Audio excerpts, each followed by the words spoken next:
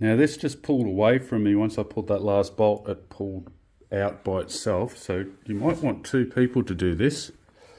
I think one. Here's your cable coming down here. I don't know whether I can get that out to disassemble it and then tape it off so that I can actually move this.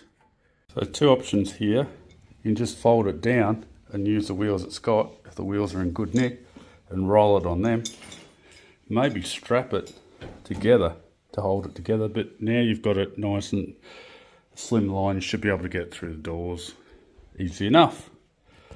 So that's my option number 1. Okay, so I've decided the cables, as long as you support them with 3 on that side and 2 on the other side, that should keep that cable safe. It shouldn't move anywhere, hopefully. And that's pretty much it. You've got it packed, ready to move somewhere out of the house. And yeah, these 2 here, that one at the back probably needs a little bit more, but I won't get that until I lift the whole thing up. Now it's on wheels, so I should be able to drive it out.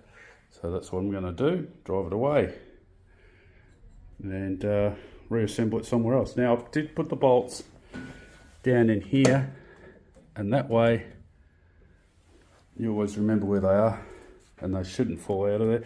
Now if you're driving somewhere, I'd put tape them up and pop them in the front of the car.